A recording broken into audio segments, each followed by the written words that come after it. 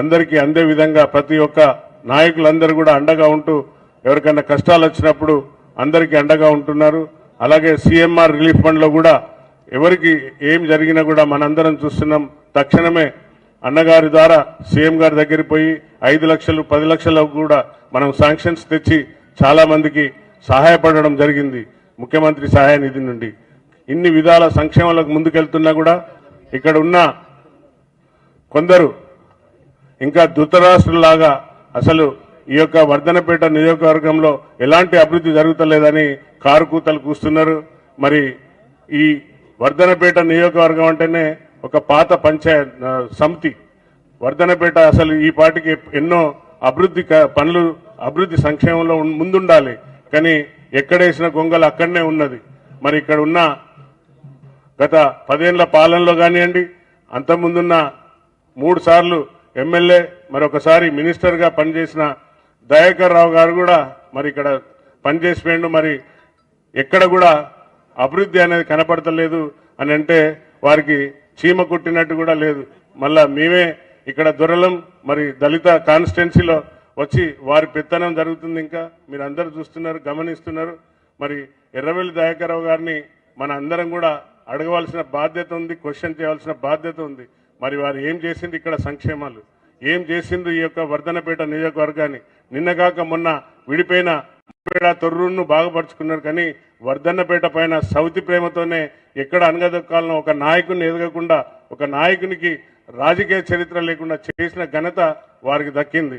కానీ ఈరోజు మా పొంగులేటి సీనన్న ఆధ్వర్యంలో వారి యొక్క సహాయ సహకారాలతో ఎప్పుడు వెళ్ళినా కూడా అన్న ఈ పని కావాలి అనగానే తక్షణమే నాకు శాంక్షన్స్ ఇవ్వడం, మరి వాటిని అన్నిటి కూడా తెచ్చి మీ ప్రజల ముందట నేను అన్ని కూడా మీ యొక్క అభిప్రాయ సేకరణ తీసుకొనే చేస్తున్నాను. మొన్న అన్న మీరు 100 కోట్ల ఆసుపత్రులు కూడా ఇచ్చినప్పుడు అందరికీ బాగుంటుందని ఉప్పరపల్లి లేస్తే వారి యొక్క మా వర్ధనపేట నియోజకవర్గ ప్రజల యొక్క ఆకాంక్ష మేరకు మళ్ళీ దాన్ని ఇక్కడనే నగరంలోనే శంకుస్థాపన చేసుకోవడం జరిగింది. అది 100% మీ ఆధ్వర్యంలో ఇక్కడనే. కాకపోతే ఎలక్షన్ కోడ్ వస్తుందని నేనే టెంకాయ కొట్టడం జరిగింది. అలాగే 15 కోట్లు మీరు ఏదైతే ఇచ్చిండ్రో మున్సిపాలిటీకి అది కూడా మీరు దావోస్కి వెళ్ళుట్లా అది కూడా నేనే శంకుస్థాపన చేయడం జరిగింది. మా అన్యతగా భావించకండి. కాకపోతే ఈరోజు అతి ఇంపార్టెంట్ మనకు మన వైద్య విద్యంలో మన యొక్క కాంగ్రెస్ ప్రభుత్వం మన ముఖ్యమంత్రి రేవంత్ అన్న గారు ఏ విధంగా అయితే దూరము చూపుతో మన పిల్లలకు, మన బడుగు బలైన వర్గాల పిల్లలకు చదువు అనేది చాలా ఇంపార్టెంట్.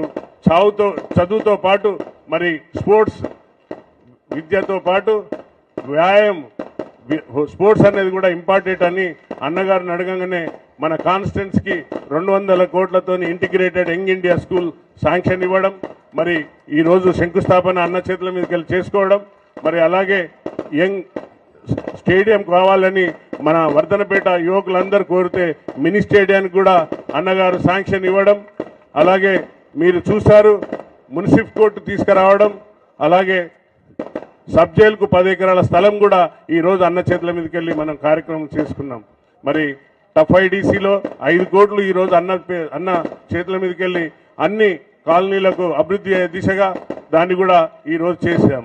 అలాగే మా తండవాసులన్న ఈ వేదిక మీద నుండి మిమ్మల్ని మళ్ళొకసారి రిక్వెస్ట్ చేస్తున్నా, అసెంబ్లీలో కూడా నేను మాట్లాడాను, తప్పనిసరిగా ఈ తండవాసులను మీరు తప్పనిసరిగా ఈ మున్సిపాలిటీ నుండి తొలగిస్తే వారు చాలా సంతోషంగా ఉన్నారు.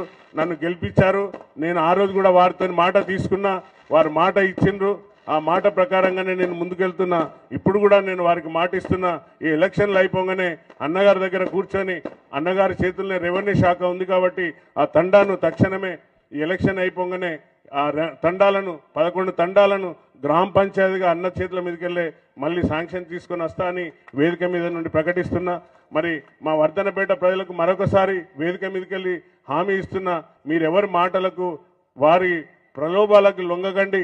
ఇక్కడనే 100 పడకల ఆసుపత్రి కూడా శంకుస్థాపన చేసినాం, 100% ఇక్కడనే కడతాం. మరి ఇంత నగరంలో ఇన్ని రోజులు 40 ఏళ్లు తొక్కిపెట్టిన వర్ధనపేట నియోజకవర్గాన్ని ముందు తీసుకెళ్తున్నా. మరి 20-30 లక్షలతోని అన్న మనం వాటర్ ట్యాంక్ అది అమృత్ స్కీమ్ కింద 34 లక్షలతోని మన డీసీ తండ దగ్గర 34 కోట్లతోని డీసీ తండ దగ్గర కూడా అవి శాంక్షన్ చేసి టెంకాయ కొట్టినాం, అది కూడా పనులు అవుతున్నాయి. మరి ఇన్ని చేసినా కూడా ఇప్పుడు వచ్చి మళ్ళీ ఎలక్షన్ల స్టంట్ వేస్తున్నారు. ఎన్ని ఫీట్లు వేసినా ఎవరేసినా కూడా ఏం కాదు. తప్పనిసరిగా మా వర్ధనపేట ప్రజలందరూ కూడా గమనిస్తున్నారు. వారంతా సైనికులాగా పనిచేసి ఈ యొక్క 12 సీట్లను గెలిపించి తప్పనిసరిగా మళ్ళీ రేవంత్ అన్నకు కానుకగా ఇస్తారని నేను ఆశాభావం వ్యక్తం చేస్తున్నా. 100% మేము ముందుకు సైనికులాగా పనిచేసి మీ యొక్క లీడర్షిప్లో పనిచేస్తామన్నా. ఎక్కడ కూడా అరమరికలు లేకుండా ముందుకెళ్తున్నాం. మరి ఈ బీఆర్ఎస్ నాయకులు వారికి ఇష్టం వచ్చినట్టు సోషల్ మీడియాలో ఎందులో పడితే అందులో మాధ్యమాలలో అనిశ్చిత వాక్యాలతోని మా ముఖ్యమంత్రి గారిని అలాగే మా సీనన్నను ప్రతి ఒక్కరిని అవమానపరిచే విధంగా మాట్లాడుతున్నారు. మా సైనికులాగా మా అందరూ వెయిట్ చేస్తున్నారు. మీరు ఒక సిగ్నల్ ఇస్తే చాలు ఎలా ఉంటుందో మా కాంగ్రెస్ సైనికుల యొక్క తడాక చూపెడతారు. కానీ భేషజాలకు పోకుండా మనం ప్రజలలో ఉన్నాం, ప్రజాపాలన చేస్తున్నాం కాబట్టి, చట్టానికి లోబడి ఉన్నాం కాబట్టి చట్టాన్ని చేతిలో తీసుకోకుండా ముందుకెళ్తున్నాం. మీరు కానీ ఇంకా ఈరోజు కూడా ఆ యొక్క డ్రామాలు బీఆర్ఎస్ ఆఫీసులో డ్రామాలు వేస్తున్నారు. మన యొక్క రాజ్యాంగాన్ని పట్టుకొని మన రాహుల్ గాంధీ గారు కన్యాకుమారి నుండి కశ్మీర్ వరకు నడిచినా కూడా దాన్ని వాళ్ళ అవహేళన చేసుకుంటూ నాటకాల రాయుడు నాటకాలు వేస్తున్న టిల్లుగాడు మీ అందరికీ తెలుసు ఎవడో. ఈరోజు బీఆర్ఎస్ ఆఫీసులో ఆ నాటకాలు వేసిండ్రు.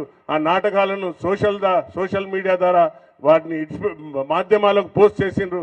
తప్పనిసరిగా మా ముఖ్యమంత్రి అన్నగారు ఆటల మీద ఉన్న మక్కువతోని యువత కోసం ఏదైతే యువకులను అందరినీ కూడా మత్తు వదలండి, మైదానకు రాండి అని పిలుపునిచ్చిండో, ఆ పిల్లల కోసం యువత పెడజారు పట్టద్దని మెస్సీ అనే ఒక ప్రపంచ స్థాయి క్రీడాకారుని అత్యంత పారితోషికం ఉన్న క్రీడాకారుని తీసుకొని వచ్చి ఒక క్రికెటే కాదు ఫుట్బాల్ కూడా ఆడితే మన జీవితాలు మారుతాయి. మరి ఒలింపిక్లో మనం ప్రపంచంలో అత్యంత జనాభా కలిగిన దేశం, కానీ ఒక గోల్డ్ మెడల్ కూడా తీస్తలేరనే ఒక తపనతోని దానిపైన కూడా తీసుకొని వచ్చి అందరికీ ఒక ఆదర్శంగా నిలబడితే దానిపైన కూడా ఈరోజు డ్రామాలు ఆడుతున్న డ్రామారావు, ఖబర్దార్, నువ్వు మీ యొక్క ఆఫీసులో కాదు, పార్టీ ఆఫీసులో కాదు, ప్రజలలో వచ్చి నువ్వు డ్రామా అయ్యి నీ డ్రామా సంగతి ఏంటిదో తరిమి కొడతామని చెప్తున్నాను. మరి మీరు చేసే ఈ దౌర్భాగ్యమైన పనులను, దౌర్భాగ్యమైన మాధ్యమాలను అడ్డం పెట్టుకొని ఏదైతే దుష్ప్రచారం చేస్తున్నావో మరి మీరే కదా ఇప్పుడు మొత్తం పోలీసులను అడ్డం పెట్టుకొని ఒక వారి యొక్క కమ్యూనిటీని అడ్డం పెట్టుకొని టెలిఫోన్ ట్యాంపింగ్ చేసి అది లొట్టపీస్ కేసు అంటున్నావు. నీకు ఎందుకు భయం? మరి రాను ఎదుర్కో, మరి ఏ విధంగా ఎదుర్కొంటావు? చట్టం తన పని తను చేసుకుంటా పోతుంది. కాబట్టి ఖబర్దార్, నోరు జాగ్రత్తగా పెట్టుకొని మాట్లాడాలని ఈ వేదిక మీదకి వెళ్ళి మీడియా ద్వారా తెలియపరుస్తున్నాం. అలాగే సోదరులారా, ఇంకా మనం అన్ని విధాల ఇక్కడ అభివృద్ధి సంక్షేమంలో వెనుకపోవట్లేదు. 100% ఆసుపత్రి, స్కూలు వితిన్ 2 years లో కట్టించే బాధ్యత నేను మా అన్నగారి సీనన్నగారి అండదండలతో ముందుకు తీసుకెళ్తాను. తప్పనిసరిగా స్టేడియం కూడా త్వరలోనే స్టార్ట్ చేయబోతున్నాం. మరి ఈ యొక్క ఎలక్షన్ కోడ్ కాగానే వాటికి కూడా నిధులు తీసుకొని వచ్చి అన్ని విధాలు తీసుకొని పోతామని తెలియపరుస్తూ, ఇంకా చాలా మాట్లాడాలి కానీ అన్నకు ఇంకా ముందుకెళ్ళాలి ఉంది. అక్కడ కూడా వారు వెయిట్ చేస్తున్నారు. కాబట్టి ముందుగా అయ్యూబ్ను ఒక 2 నిమిషాలు మాట్లాడి తమరు ధన్యవాదాలు చెప్పవలసిందిగా కోరుతున్నా. మీరు నూతనంగా ఎన్నుకోబడ్డారు కాబట్టి ప్రజలందరికీ కూడా ధన్యవాదాలు చెప్పండి. వర్ధనపేట నియోజకవర్గ మరియు వర్ధనపేట నగర మున్సిపల్ ప్రజలందరికీ పేరు పేరున ధన్యవాదాలు తెలుపుకుంటూ, ఒకటే విషయం సార్, ఇక్కడ 15 సంవత్సరాలు పరిపాలించిన దయాకర్ రావు గారు ఒక్క డబుల్ బెడ్రూమ్ కూడా కట్టియలేదు. ఎందుకంటే హౌసింగ్ మినిస్టర్గా మీ దృష్టికి తీసుకొస్తున్నాం సార్. ఇక్కడ ఒక్క డబుల్ బెడ్రూమ్ కూడా కట్టియకుండా మాయమాటలు చెప్పి 10 సంవత్సరాలు ఇక్కడ పరిపాలించి రాష్ట్రానికి మంత్రి అయి కనీసం వర్ధనపేట మీద దృష్టి కూడా పెట్టలేదు సార్.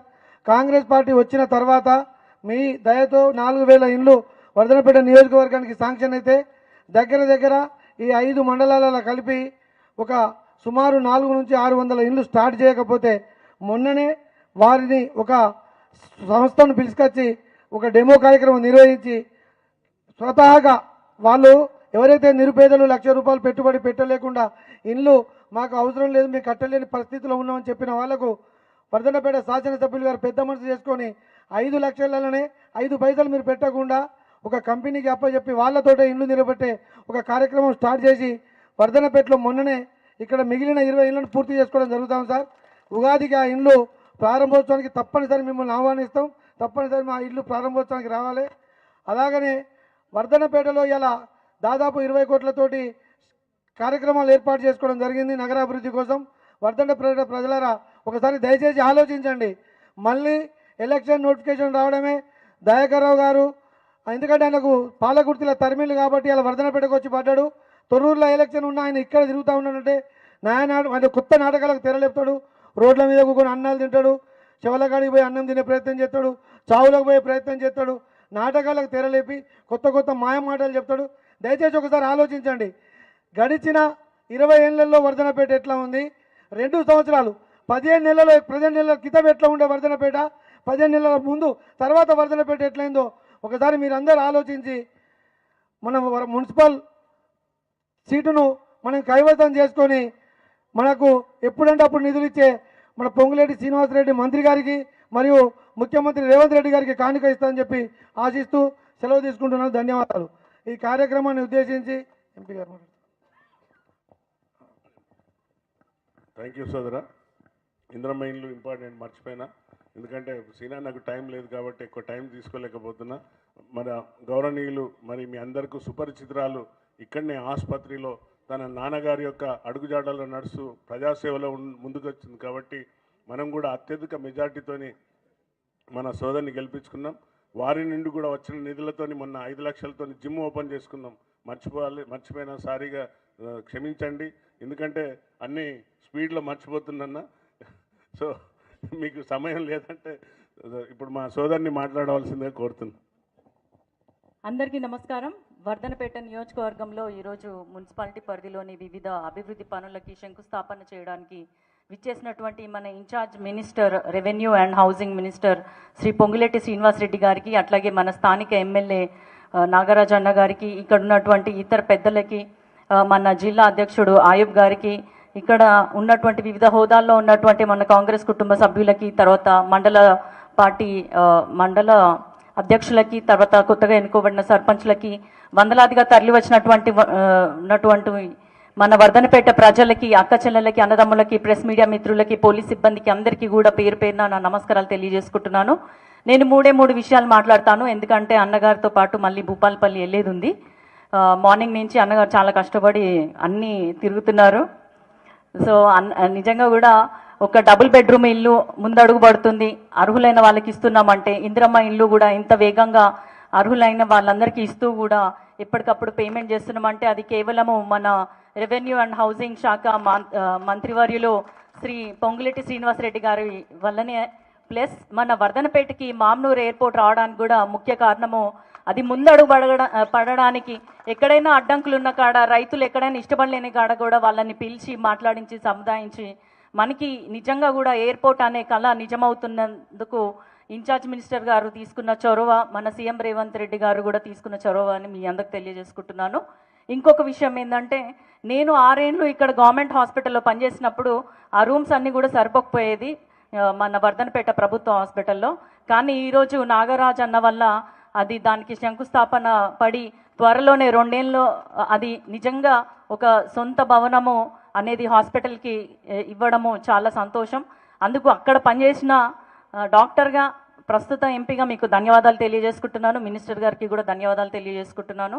అదేవిధంగా వర్ధనపేట నియోజకవర్గానికి సంబంధించి పోయిన సంవత్సరము, ఈ సంవత్సరము 2 సంవత్సరాలు కలిపి నా ఎంపీ నిధుల నుంచి ఎమ్మెల్యే గారు ఏదైతే నాకు ఇది కావాలి, వివిధ అభివృద్ధి పనులకి డబ్బులు కావాలి అంటే దాదాపు 1,30,00,000 ఫండ్స్ ఇవ్వడం జరిగింది. అవన్నీ కూడా ఎన్నికల కోడ్ అయిపోయాక శంకుస్థాపన చేస్తారు. సో నా వంతుగా కూడా నేను మీకు సాయం చేస్తున్నాను, నాకు సేవ చేస్తున్నాను మీకు. ఇప్పుడు అన్నగారు చాలా హడావుడిలో పెట్టేశారు కాబట్టి మాకేం మాటలు రావట్లేదు. ఇంకొక విషయం, 3వ విషయం ఏంటంటే, ఇప్పుడు మనకి 12 వార్డులు ఉన్నాయి. ఇప్పుడు మీరు అభివృద్ధి చూస్తున్నారు. ఇవాళనే దాదాపు 250 కోట్ల నిధుల పనులకి శంకుస్థాపన జరిగింది. కాబట్టి రానున్న రోజులలో కూడా అభివృద్ధి జరగాలంటే కాంగ్రెస్ పార్టీకి ఓటేయండి. ఖచ్చితంగా కాంగ్రెస్ పార్టీ వల్లనే అభివృద్ధి సాధ్యమవుతుంది. మాటల్లో మాత్రమే కాదు, చేతల్లో కూడా అభివృద్ధి అంటే ఏంటో చేసి చూపెట్టేది కాంగ్రెస్ పార్టీ. మన ఎమ్మెల్యే ఎంత మీరు కనుక గెలిపించుకొని వచ్చినట్లయితే 12 వార్డులని మన మినిస్టర్ గారిని అట్లాగే మన సీఎం గారిని కూడా ఇంకా అధిక నిధులు ఇవ్వమని కూడా అడిగే బలము మీరు ఆయనకి ఇచ్చినట్టు అవుతుంది. కాబట్టి తప్పకుండా ప్రతి ఒక్కరు కూడా కాంగ్రెస్ పార్టీ అభ్యర్థుల్ని గెలిపించే దిశగా కష్టపడి పనిచేయాలని నేను మనసారా కోరుకుంటూ అందరికీ కూడా శుభాకాంక్షలు తెలియజేసుకుంటూ సెలవు తీసుకుంటున్నాను. జై హింద్, జై కాంగ్రెస్. అన్న ఆగే చిన్న నాకు లొలిపెట్ట చిన్న అన్న లొలిపెట్ట ప్లీజ్ అన్న మాట్లాడతా. ధన్యవాదాలు సోదరి చెల్లెమ్మ. ఒక మంచి ప్రొఫెషన్ డాక్టర్ నుండి మరి ఇక్కడనే సేవలు చేసి ఇక్కడ బాగోగులు చూసి బాధలు చూసి నాకు సాయం చేసింది.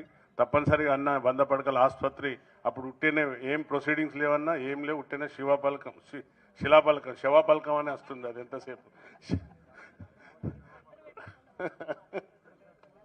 అవి 480 శిలాపలకాలు 403 శిలాపలకాలు వేసిందన్న. అవన్నీ ఎక్కిరిస్తున్నాయి, అవన్నీ శవాపలకాల్లాగా. కానీ మీరు మీ సాయంతో దామన్న దగ్గర పోయి కొట్లాడి 100 పడకల ఆసుపత్రికి ప్రొసీడింగ్స్ తీసుకొచ్చినన్నా, శాంక్షన్ కూడా అయిందన్న. సో తప్పనిసరిగా మీరు దావోస్ పోట్ల ఎలక్షన్ కూడా వస్తుందనే భయంతో నేనే టెంకాయ కొట్టేసిన. లేకుంటే మిమ్మల్నే పిలుచుకొని ఇవన్నీ చేపిద్దాం అనుకున్న. 15 కోట్లు మున్సిపాలిటీ, తర్వాత 100 పడకల ఆసుపత్రి, ఇవన్నీ జిమ్. సోదరి జిమ్ కోసం యువకులు అడిగితే జిమ్ ఇచ్చింది. సో సోదరికి ధన్యవాదాలు ప్రత్యేకంగా.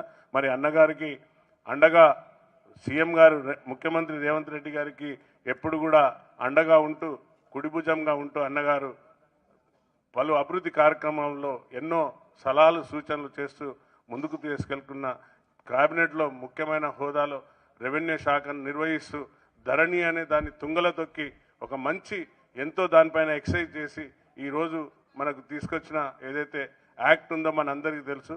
ఇప్పుడు భూభారతితోని అందరు కూడా నిరుపేదల కష్టాలన్నీ, రైతుల కష్టాలన్నీ పోతున్నాయి. సో అన్నగారు ఎప్పుడు కూడా కమిట్మెంట్, ఇండ్లు ఇచ్చేటప్పుడు కూడా 10 సార్లు క్వశ్చన్ చేసి ఇవ్వమని చెప్పిండు. ఎవడు కూడా ఒక పైసా తీసుకోవద్దు, వసూలు చేయొద్దని. అదేవిధంగా నా కార్యకర్తలకు, మా సోదరులకు, మా నాయకులకు కూడా చెప్పినన్న, ఒక్కరు కూడా పైసలు వసూలు చేయొద్దని.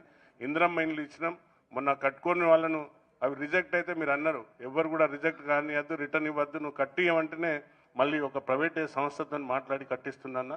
ఉగాది కల్లా తమని పిలుచుకొని వారిని గృహప్రవేశం చేపిస్తానా. సో మళ్ళీ అన్నగారు పెద్ద మనసుతోని 3500 మళ్ళీ ఇల్లు ఇచ్చాడు. మీరు ఎవరు కూడా ఇల్లు లేని నిరుపేదలు ఎవరు కూడా బాధపడకండి.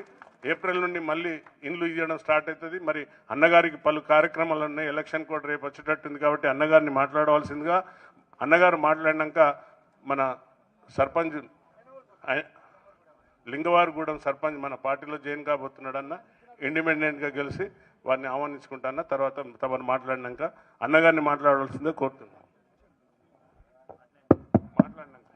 కొద్దిగా వాల్యూమ్ పెంచమ్మా. సభకు నమస్కారం. సభ అధ్యక్షులు, స్థానిక శాసనసభ్యులు, మీ అందరి అభిమాన నాయకులు, నాకు ప్రియాత మిత్రులు నాగరాజు గారికి, అదే రకంగా మరొక సోదరీమణి స్థానిక పార్లమెంటు సభ్యురాలు, మీ అందరి దీవెనలతో అత్యధిక ఓట్ల మెజార్టీతో గెలిచిన సోదరిమణి కావ్య గారికి, మొన్ననే డిసిసిబి అధ్యక్షులుగా బాధ్యతలు స్వీకరించిన అయ్యూబ్ అన్నకు, అదే రకంగా రవీంద్ర అన్నకు, అనిల్ అన్నకు, ఇటు పక్కన్న మిగతా మిత్రులందరికీ, లాయర్ గారికి, రెడ్డి గారికి, చాలా మంది మిత్రులు ఉన్నారు. వారందరికీ, వేదిక మీద ఉన్న మార్కెట్ కమిటీ అధ్యక్షులు, టెంపుల్ అధ్యక్షులు, అన్ని పార్టీల అన్ని మండలాల పార్టీ అధ్యక్షులు, వివిధ హోదాల్లో ఉన్న సర్పంచులు, వైస్ సర్పంచులు, వార్డు మెంబర్లు, పెద్ద ఎత్తున వర్ధనపేట మున్సిపాలిటీ నుంచి ఇక్కడికి వచ్చేసిన నా తోబుట్టువులు, ఆడబిడ్డలు, అన్నదమ్ములు, మీడియా మిత్రులు అందరికీ శిరస్సు వంచి మనస్ఫూర్తిగా హృదయపూర్వక నమస్కారాలు, వందనాలు. చాలా సంతోషం. ఇక్కడి నుంచి మళ్ళీ నేను భూపాలపల్లి వెళ్ళాలి. లాస్ట్ ప్రోగ్రాం అయ్యేసరికి రాత్రి 11-12 అవుతుంది. ప్రధానంగా మీకు తెలియంది కాదు, మీ అందరి రక్తాన్ని చెమటగా మార్చి ఆనాడు ప్రజాప్రభుత్వం తెలంగాణ రాష్ట్రంలో కావాలని మీ కష్ట ఫలితంతో ఈనాడు గౌరవ ముఖ్యమంత్రి రేవంత్ రెడ్డి గారి నాయకత్వంలోని ఈ ప్రభుత్వం 2 సంవత్సరాల నుంచి పేదవాళ్ల కోసం, పేదవాళ్ల అభివృద్ధి కోసం, పేదవాళ్లకు అండగా ఉంటూ పేదవాళ్ల శ్రేయసే ప్రధానంగా పెట్టుకొని ముందుకు నడుస్తున్న సంగతి మీకు తెలియంది కాదు. ఈ వర్ధనపేట నియోజకవర్గంలో, ముఖ్యంగా వర్ధనపేట మున్సిపాలిటీలో ఈ రోజు నా చేతుల మీదుగా సుమారు 294 కోట్ల రూపాయలతో వివిధ శంకుస్థాపనలు మిత్రులు నాగరాజు గారు నా చేతులతో చేయించారు. అంటే ఇన్ని అభివృద్ధి కార్యక్రమాలకు శంకుస్థాపన చేసే భాగ్యాన్ని మాకు ఇచ్చారు అంటే అది మేము తెచ్చుకుంది కాదు, మీరిచ్చిందేనని సవినయంగా ఈ వేదిక మీద నుంచి మీకు తెలియజేస్తున్నాను. ఇది పేదోళ్ల ప్రభుత్వం. నిరంతరము పేదోళ్ల శ్రేయస్సు కోసం, పేదోళ్ల మంచి కోసం తాపత్రయపడే ప్రభుత్వం. ఆనాటి ప్రభుత్వం 10 సంవత్సరాలలో ఏవైనా అరాకొరా మంచి పనులు చేసుంటే ఆ మంచి పనుల్ని ఆపకుండా వాటిని ఇస్తూనే ఈ ప్రభుత్వం వచ్చిన తర్వాత రాష్ట్రం అప్పుల్లో ఉన్న పేదవాళ్ల ప్రతి ఇంటికి ఆడబిడ్డకి ఇబ్బంది ఉంటుందని 200 యూనిట్లు ఉచిత కరెంటు ఈ ప్రభుత్వం ఇచ్చింది. దేశంలో ఏ రాష్ట్ర ప్రభుత్వం సన్నబియ్యం ఇయ్యకపోతే ధనికులు తినే సన్నబియ్యం బువ్వని పేదవాళ్లకు కూడా పెట్టాలని ఈనాటి ఈ ప్రభుత్వం పేదవాళ్లకి సన్నబియ్యం ఇస్తుంది. 10 సంవత్సరాలలో రేషన్ కార్డు ఇవ్వాలనే జ్ఞానం లేకపోతే అర్హులైన ప్రతి ఒక్కళ్ళకి రాష్ట్ర వ్యాప్తంగా రేషన్ కార్డులు ఇచ్చాం. పాత రేషన్ కార్డులలో కొన్ని పేర్లు మిగిలిపోతే కొత్త పేర్లు కూడా చేర్పించాం. పేదవాళ్ల పిల్లలు హాస్టల్లో చదివే వాళ్ళకి సరిగ్గా ఆనాటి ప్రభుత్వం బువ్వ పెట్టకపోతే 40% డైట్ ఛార్జీలు పెంచాం. ఆడపిల్లలకి 200% కాస్మెటిక్ ఛార్జీలు పెంచాం. అంతేకాదు విద్యకి, వైద్యానికి పెద్దపీట వేసి ప్రతి అసెంబ్లీ నియోజకవర్గంలో ఇంతకు ముందే శంకుస్థాపన చేశాను. ప్రతి అసెంబ్లీ నియోజకవర్గానికి 200 కోట్లతో ఇంటిగ్రేటెడ్ ఇంటర్నేషనల్ స్థాయిలో అద్భుతమైన స్కూళ్లు వడివడిగా ఈనాడు కట్టుకుంటున్నాం.